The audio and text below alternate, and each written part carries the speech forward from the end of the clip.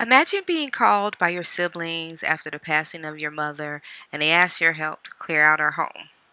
Typically, this will require going into the home, going through all the closets and cabinets and drawers and stuff, clearing out the junk and making claims, all the good stuff, right? Well, in July of 2010, mere days before my wedding, my sisters called me to my mother's home to do just this. I walked into a scene very similar to this picture here. My mother and I had not really been in contact since I graduated high school. We spoke to each other here and there, but no regular contact.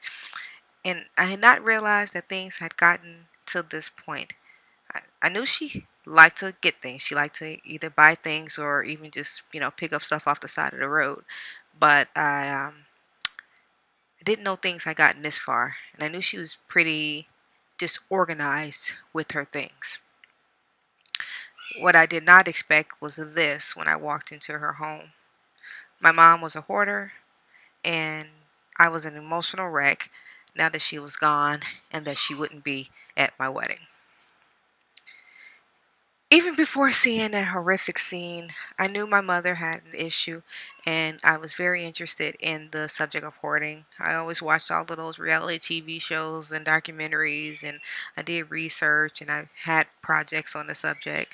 But of course, I needed more answers once I saw my mom's house. I needed more information on it. So when the DSM-5 gave hoarding its own classification, I was excited actually to learn about it. I was like, "Whoo, cool! They have its own category now." Previous to the DSM-5 designation, hoarding was considered a symptom of OCD, not its own separate disorder. So, yeah, now it's categorized in the DSM-5 as under its own category and or its own disorder. It's considered to be, or is categorized by a persistent difficulty discarding possessions, resulting in obstructed living spaces, distress, impairment, and often adverse repercussions for both the sufferer and those around him or her. Although a separate diagnosis now, hoarding has a lot of similarities to OCD still. Um, both conditions involve debilitating indecisiveness, a lack of control over impulses, perfectionism, and excessive fears. Where these two differ is in the thought processes behind the compulsions. Hoarders usually have dysfunctional beliefs about their possessions. They are emotionally attached to their stuff. They can't go without their things. Although they are very similar, hoarder is not the same as collecting. And they made this clear when they made the definition of hoarding in the DSM-5. They wanted it to be clear that hoarding and collecting are not the same. So somebody who has a huge collection of, say, magazines is not the same as someone that's hoarding necessarily. The difference is usually found in what is being saved and how it's being saved. Collectors collect specific items and usually keep them organized and tidy, and they don't usually become intrusive into their living spaces. So, um, there's been some famous people throughout history who have collected books. Book collecting is a big thing, but wouldn't necessarily be considered hoarding unless it became intrusive or unsafe or haphazardly organized, but usually they're not. Hoarders usually collect random things and they store them unsafely, just pretty much anywhere they can fit in, and usually makes no sense to their saving. They're storing, they just, it can be stuff for the kitchen saved in a bedroom or something like that. It doesn't, there's no rhyme or reason. Basically, it's wherever they can fit it in. Hoarders usually save things for sentimental value or things they think they're going to need in the future or things that they just think are interesting or pretty, beautiful type things. Hoarding usually begins in childhood and is long-standing and a chronic condition. It May start off small, just collecting a few things here or there, here a rock, there a rock, or something like that. But soon, it, sometimes after a traumatic event, it spirals out of control and becomes like a full-fledged disorder. The median age of onset for symptoms has been reported between 10 and 20 years of age, but the median age of onset of possible hoarding disorder diagnosis was has been reported to be between the ages of 20 and 30 years of age. So basically, between 20 and 10 and 20 years can be spent from symptoms first appearing to an individual actually being diagnosed with hoarding disorder. All hoarding disorder symptoms have been shown through research to increase in severity over time, if it's not treated, of course. Generally, symptoms of hoarding disorder can begin relatively early and worsen across the lifespan.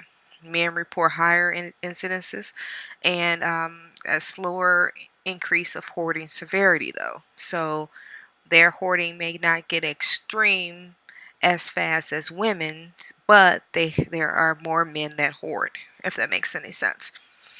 Increased education was associated with slower increase in savings. So when an individual has received education, higher degrees or things like that, then the saving is slower rate. It's not, I guess, not out of control as much when the education is higher. And having at least one parent with hoarding tendencies was associated with higher initial hoarding symptoms. So, one parent with hoarding tendencies, the child tends to have hoarding tendencies. Predictors of severity include age, gender, marital status, and the presence of co occurring disorders such as anxiety and depression. Given a definition and description of hoarding disorder as provided in the DSM-5, most of these symptoms of hoarding, we all know these, they're pretty well known. It includes compulsively acquiring, saving possessions, extreme clutter, and failure to discard possessions when necessary. Some signs that a loved one might be having an issue with hoarding include avoiding problems or isolating themselves from others, especially if it's, isolating themselves from close family and friends. The individual may also tend to have trust issues, and they may suspect that anyone desiring to get close to them are actually trying to sabotage them or take their collection away from them or keep them from saving things. As a result, they are often highly distressed by the trust issues, and the actual behavior of hoarding can be distressing. This may cause them to begin to be in complete denial that they even have an issue with hoarding. Being able to properly assess an individual of hoarding is imperative to finding the appropriate treatment, obviously. When assessing an individual for hoarding disorder, it's important to conduct an emotional well being assessment as well as ask the right questions that could help indicate a problem at home with clutter, excessive acquisition, and difficulty discarding possessions.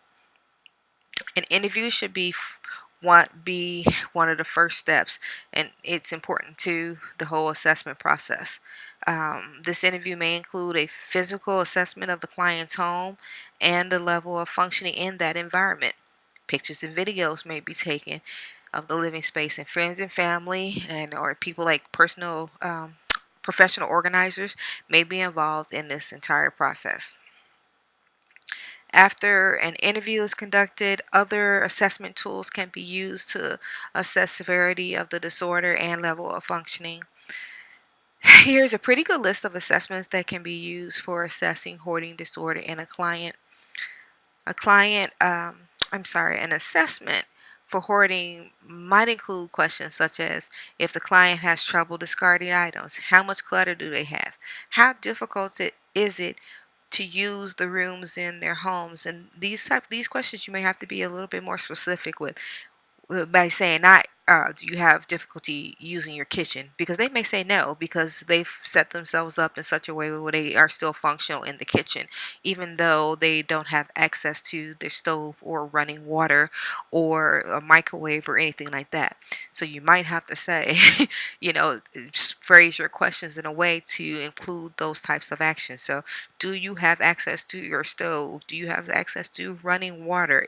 Is there, dishes and old food everywhere in the kitchen? Things like that.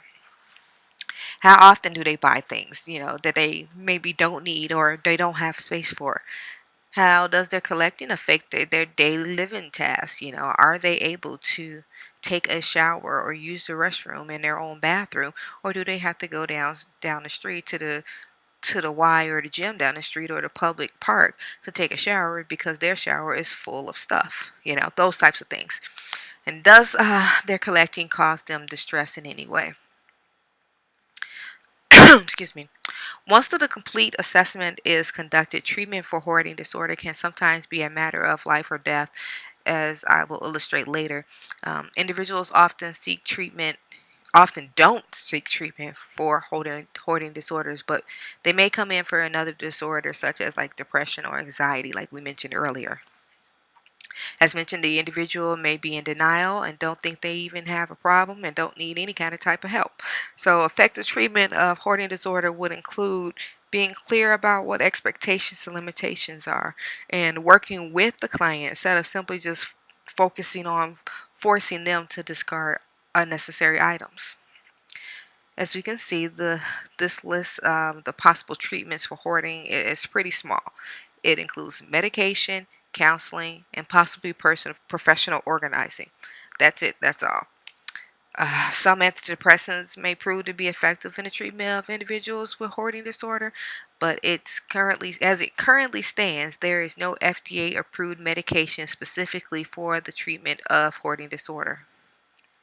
Antidepressants can be especially effective if the person also has depression or anxiety, which is often the case with hoarding disorder. Also, regarding counseling or therapy, cognitive behavioral therapy has proven effective because it helps the individual gradually learn to discard unnecessary items with less stress and helps to diminish the client's exaggerated perceived need to save items. Using CBT, they learn to identify and challenge thoughts and beliefs related to acquiring and saving items. They learn to resist the urge to acquire more items. They learn to organize and categorize possessions to help them decide which ones to discard. This is an important area that professional organizers can help with. Using CBT improves their decision making and coping skills. They learn to reduce isolation and increase social involvement with more meaningful activities, and they learn ways to enhance motivation for change. So, as you can see, CBT can be very effective in working with individuals with hoarding disorder. So, as I mentioned, treatment can be extremely difficult for individuals with hoarding disorder. Even getting them into the office to determine if they even have hoarding disorder can be a challenge. So, as a result, these individuals often become a mockery of their neighborhood and are labeled the crazy people or the weird people on the block because of all of the collections of various things throughout their home, which often spills out on outside of their homes into their yards, weird decorating of their home, things like that. Quite often, these individuals become famous merely from their ability to acquire things. You can see this through the reality TV shows, as I mentioned earlier, documentaries and things like that. But obviously, hoarding did not start with the invention of reality TV. There are quite a few famous hoarders out there, actually. Here's a short list of some of the most famous hoarders over the years. Most of the individuals on this list were considered members of high society at one point in their lives, and then some tragic events sent them into isolation, and that led to hoarding. One of the most famous hoarders on this list are actually a set of brothers. The first one, the Collier brothers, Homer and Langley. They've been the subjects of many movies. There's been television show characters based on them, and plays and books and whatever else anybody can make.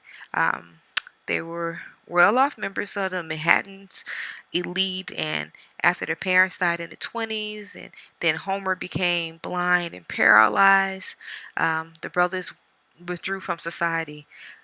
um, Langley had to take care of his brother who's blind and paralyzed, so he had to quit his job. So neither one of them really had a source of income, although they did have money saved up, obviously from their family, because as I mentioned, they were Manhattan's elite, so they weren't exactly needing for money. Eventually, they began collecting items and were found excuse me, and was one day found dead amongst the items in the 40s. 120 tons of rubbish was pulled out of their home. They actually even thought that one brother killed the other because they found one brother dead. It seemed like he had only been dead for like maybe 10 hours or so, but didn't see the other brother anywhere for, I don't know, I think it was about a week.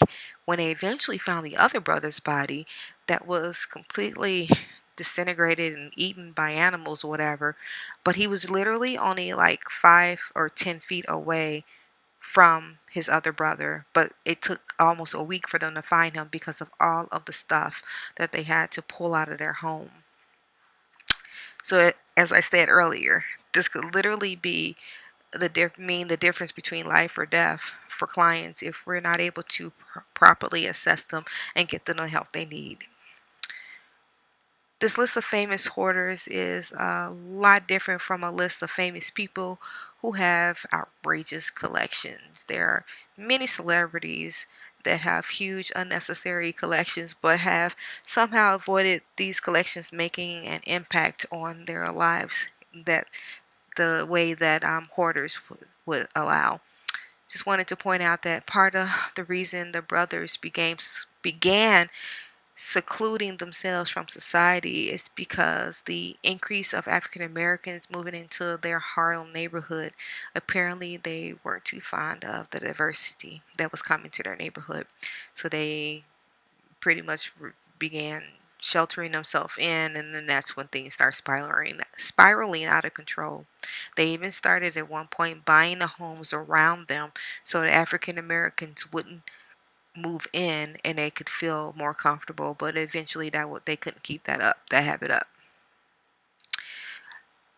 Bringing this up to most current times, here are just a few living celebrities that have huge collections that are not necessarily considered to have hoarding disorders. One of my favorite is Johnny Depp. He is a notorious hoarder. I'm sorry, a notorious collector. He collects all kinds of things: hats, guns, bugs, fake mustaches. Again, books, first edition books, and pig skulls, as you can see from the picture below. Very, very eclectic collection of things. So, this was my presentation on hoarding disorder.